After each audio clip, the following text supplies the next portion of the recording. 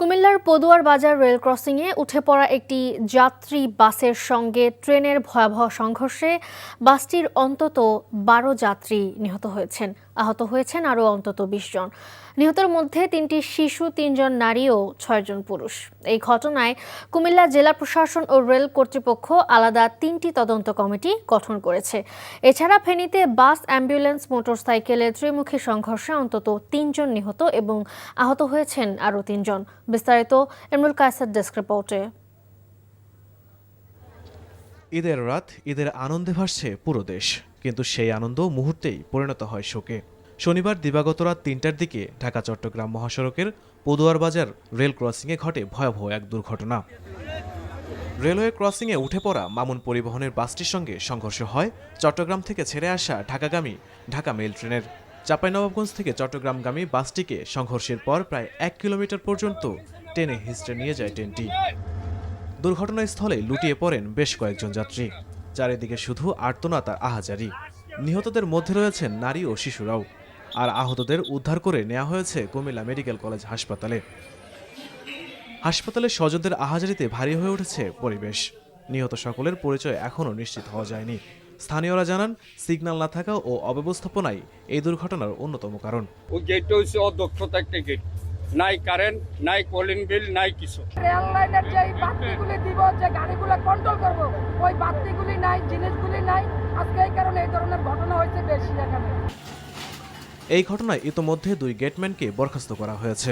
পাশাপাশি রেলওয়ের 2টি ও জেলা প্রশাসনের একটি তদন্ত কমিটি গঠন করা হয়েছে।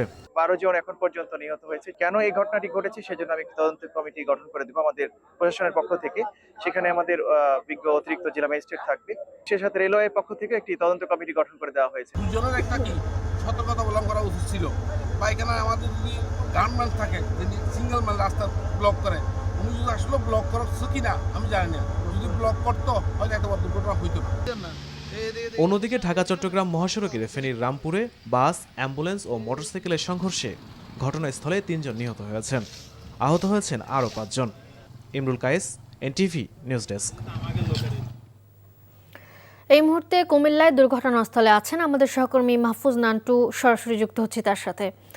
নান্টু, এই মুহূর্তে সেখানকার পরিস্থিতি কি দেখতে পাচ্ছেন, আর হতাহতদের সম্পর্কে আর কি তথ্য রয়েছে আপনার কাছে?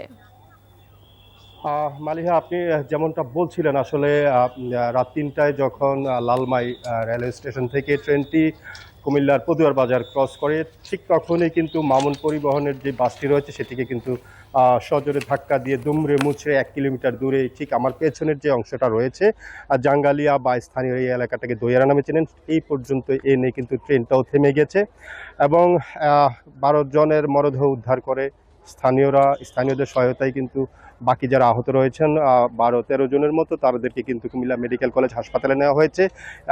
ঠিক 8টা বাজে কিন্তু আখাউড়া থেকে উদ্ধারকারী ট্রেনটা এসে উদ্ধার কাজ প্রায় শেষের দিকে আছে বলা যায় এবং কিছুক্ষণ পরে হয়তো ট্রেন চলাচল স্বাভাবিক হতে পারে। তবে এই বিভীষিকা যে মুহূর্তটা রয়েছে সেটার জন্য কিন্তু দায়ী করা হয়েছে যে গেটম্যান রয়েছেন, তাদের অসচেতনতার কারণেই কিন্তু এই দুর্ঘটনা ঘটেছে বলে স্থানীয়রা আমাদেরকে জানিয়েছেন।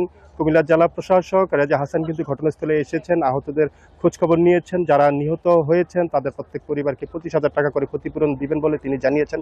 পাশাপাশি আমরা যে বিষয়টি আরেকটু জানিয়ে রাখতে চাই যে এই দুর্ঘটনাটির জন্য কিন্তু 3টি কমিটি গঠন করা হয়েছে, যার মধ্যে 2টি রেলওয়ে কর্তৃপক্ষ গঠন করেছে, একটি কুমিল্লা জেলা প্রশাসন। কারণ অনুসন্ধানের পর কিন্তু প্রকৃত কারণ জানা যাবে যে ট্রেন এই দুর্ঘটনার জন্য আসলে কারা কারা দায়ী রয়েছেন। এখন পর্যন্ত আমাদের হাতে যে তথ্য রয়েছে যে যেসব মরদেহগুলো রয়েছে সেগুলো কিন্তু কুমিল্লা মেডিকেল কলেজ হাসপাতালে রয়েছে। আইনি প্রক্রিয়া শেষ করে কিন্তু মরদেহগুলো হস্তান্তর করা হবে। মালিহা।